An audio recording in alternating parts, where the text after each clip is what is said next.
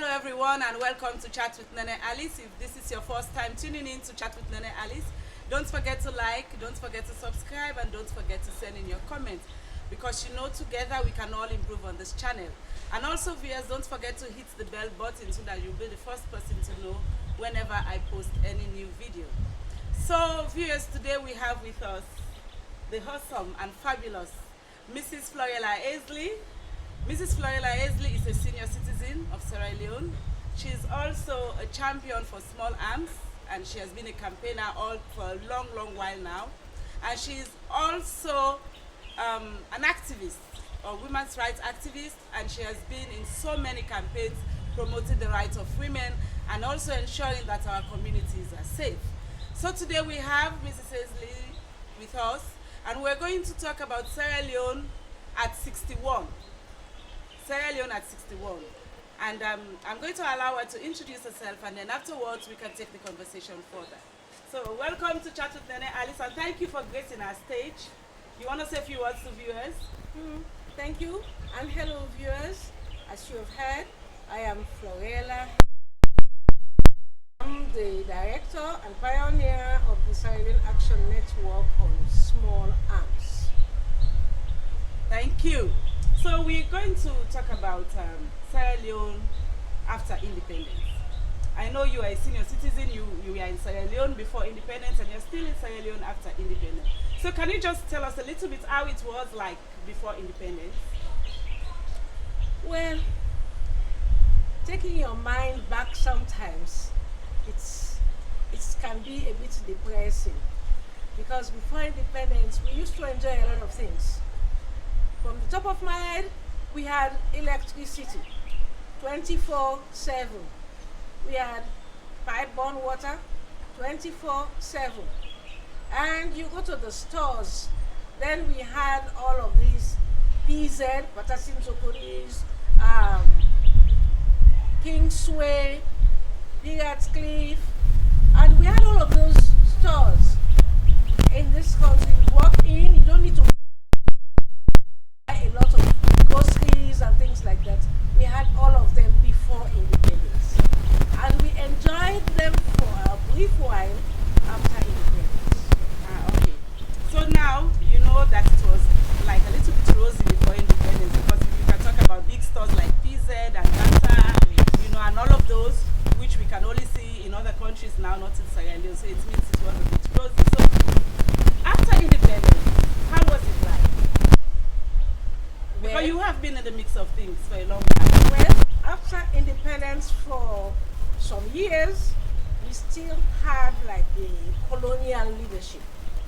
Most of these stores and organizations, they still had foreign heads. And very slowly they changed into local heads. And what we noticed, once you see the change from like a British director to a local director, we are happy it is in the newspapers. Then we started seeing these things closing down. So the local directors, the local managers were just left by themselves. And then they have to manage. So you want to say the transition was not thorough? It was haphazard? No, well, it was for me too soon. Too soon. Because the local people, the nationals, were not properly groomed. And then because things were changing. The leadership were all African, and the Europeans did not quite like it. They were not comfortable. And so they were like packing up. You will see them go away. They leave this local people for a couple of years. They are there, and then they go away. So, and then when they left, things started changing. Let me take for example like the banks. We had started chartered. We had Barclays. We had all of those banks. Yes, those international banks. And then they started closing down. Well, some of them would say for good reasons. Some of them would say we cannot manage the governance system they have. because the demands in the governance systems were too much for them maybe. And so they decided to close down. But before closing down, they have a few managers that are Sierra Leoneans. And the only remaining one was, as you know now, the Standard Bank. And they if are I about hear, to close yes, if I hear well, they are closing. And so these are some of the things. After independence, things started going downhill. Really, before we didn't observe it before, but later on it went with such speed that it was easy to notice that. And for some of us who had come through the ranks during that time, we begin to say, oh, what is this? What is this? Because it is changing and not for the better. I always say we engage reverse gear after independence. So the thing I want to ask you is, I was born after independence, and I was born in the 70s. And in the 70s, the only memories I have has to do with student riot, has to do with one-party system, has to do with coups and coup d'etat, all what I read in my history books. You know, even coming up to the NPIC coup, the AFRC coup, and all of that. Do you want to share some of the experiences with that, as somebody who have been in Sierra Leone? Well, when I went to college, first of all, when you gain entrance into the college, you gain entrance with scholarship. I think I was like the last batch that got that. It was a UNESCO scholarship. We went there, and the canteen, we had breakfast. Mid-morning, we had tea, we had lunch, we had afternoon tea, we had dinner. In the 60s or 70s? When did I go to college? 70s, yes. 70s. So, I mean, we had all of that. And as soon as we close in June, you are given your book list. It's like sort of a cheat. You take it to the bookshop, that it was the diocesan bookshop, and you are supplied all your books for the following year. So we had all our books. So, and now, I mean, it is not, I feel sorry for the students now, because they don't have a camp, they don't serve them food. So this is the kind of change that we have gone through in Sierra Leone. What about governance?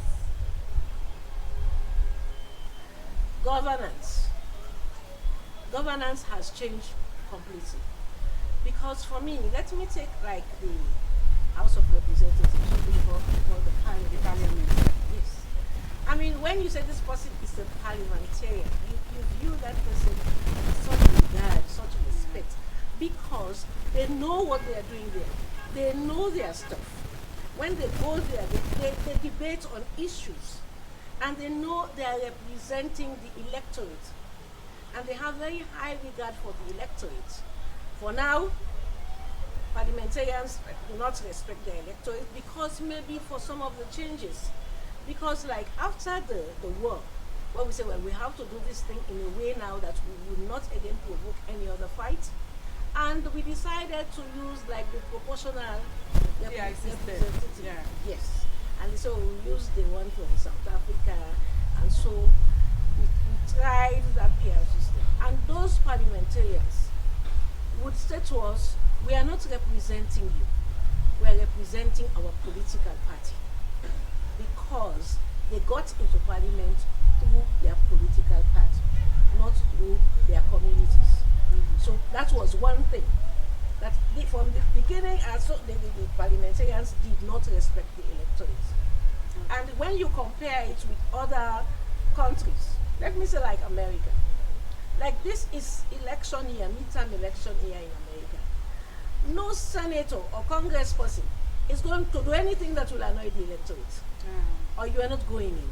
You're definitely not going in because they are putting you in there. But here, you would hear the party would say, this is who we are giving you to vote for. And for me, that has affected governance very, very much. They are not accountable. Our leaders are not accountable to us. And when we try to challenge them, they say, no, we are not going to be bothered with you. We know who is going to put us in, and we are going to put in. So that has affected governance in Sierra Leone. Okay. The other thing I want to talk about is culture. You know, I was thinking that, like for me, I have a Mende and a Madingo background, but that's not reflected in the way, I present myself as a Sierra Leonean, and I don't even speak those languages. And I know that has been the trend right through, you know. Don't you think we are losing out on our cultural heritage?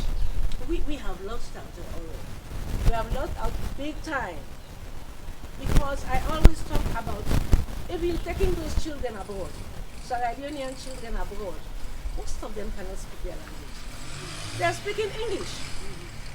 And I said to them, why don't you speak English, your language at home to your children? They will definitely speak English when they go to school. We learned English in school, and we spoke our languages at home. But I don't know what is this thing that they would want their children to speak English, even when they come here, instead of them leaving them to learn, to play with their peers and learn, they're busy speaking English or whatever, their foreign languages. So these children, so I always say to them, we are losing out. We are losing out. Look at the people from Mexico, the Latinos. At some point, America thought they were going to take over America with the language, because they even sang their national anthem in Latino. Then they stopped them. It is we have lost even our local, and that if you lose your local culture, you lose the national one. You lose the national one. I'm also thinking about food, because I remember one of these days I prepared bitters, and my children we are like, we don't want bitters. We want something else, and those are our cultural food. All of that, you're not seeing it, because I was telling my child, I eat fufu, I eat bitters, I eat sour, then I eat cassava leaf. So I have a blend of everything in my system, and they were like, no, we don't want. Don't you think we are losing that as well in our food? They will say they want pizza. They want pizza. They want chicken nuggets. That is something else again, and again it depends on the parents.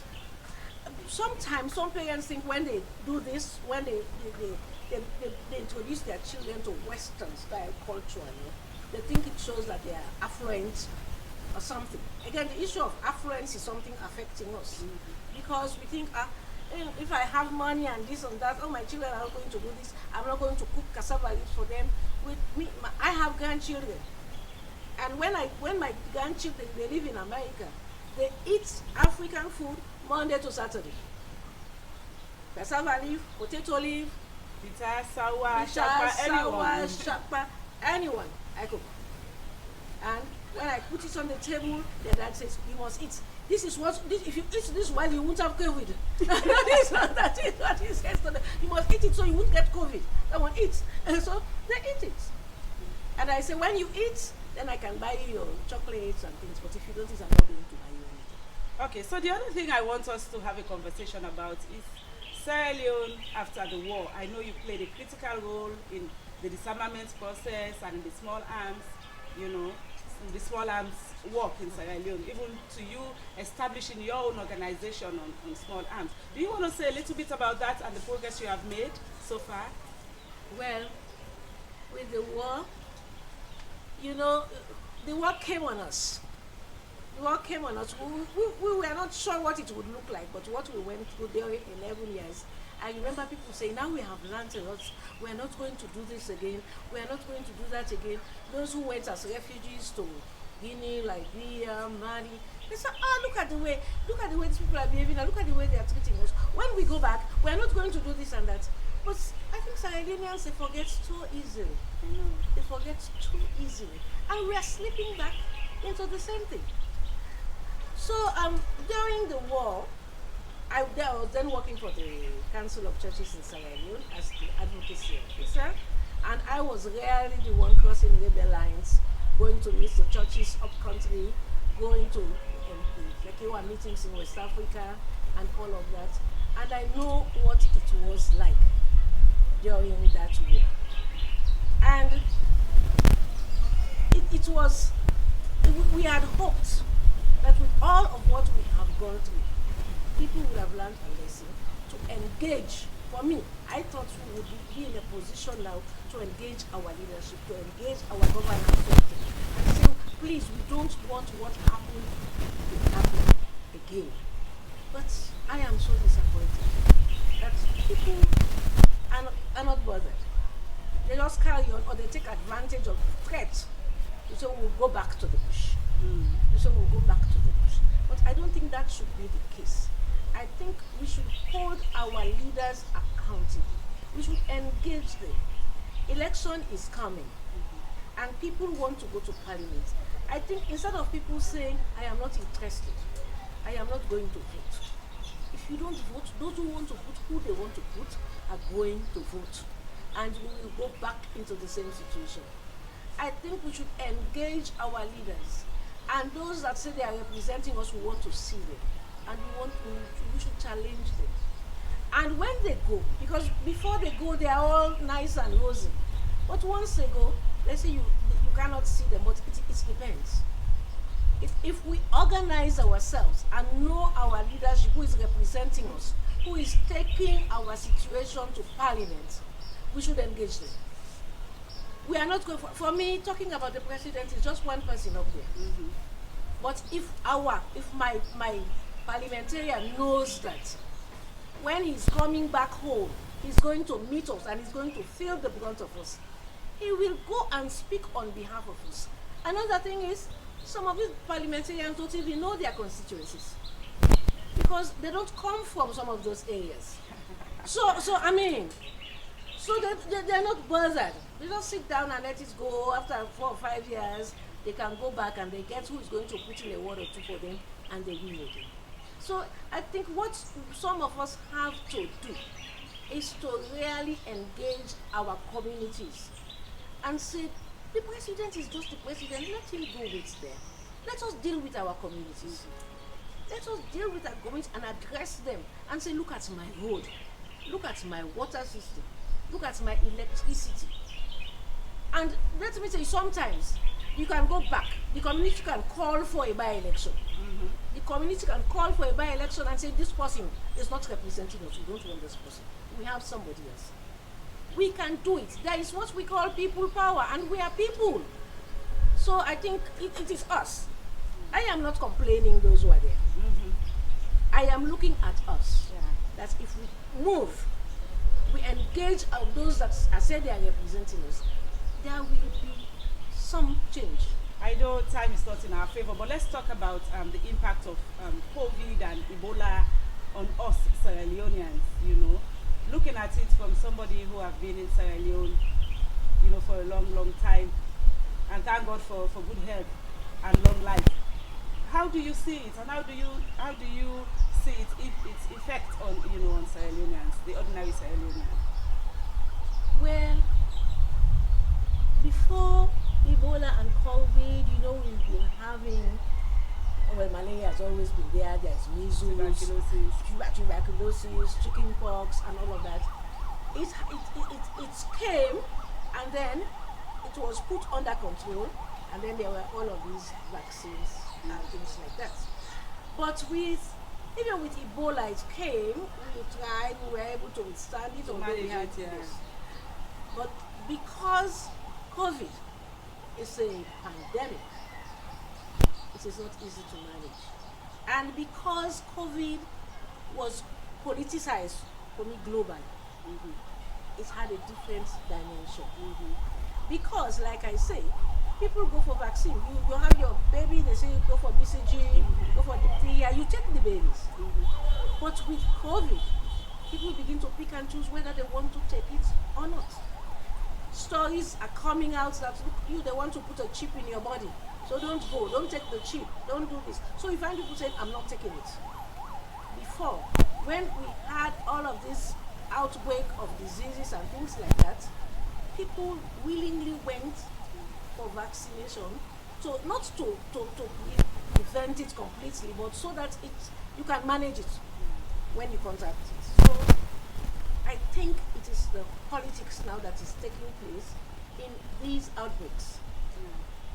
Thank you very much for your insights. I value them so much, and I don't want to even stop talking. But is there hope for Sierra Leone, or is there something that you can say to Sierra Leoneans as a form of inspiration so that we can keep going? Well, I am a Christian woman and I believe in God. And I know God has a plan for Sierra Leone. Maybe not in my lifetime. I am working on my grandchildren, and I say to them, you have a home. Look forward to your home. And if our grandchildren are coming back, not one by one, where they cannot handle what is happening. If they come en bloc with all their training and qualification and come into this country, I know we will have change. Thank you so much. And I wish you a happy independence. Continue to live life and continue to enjoy all the numerous blessings that you have around you. Thank you so much. And viewers, if this is your first time tuning into Chat with Nene, don't forget to subscribe and don't forget to send in your comments. Thank you and have a pleasant day.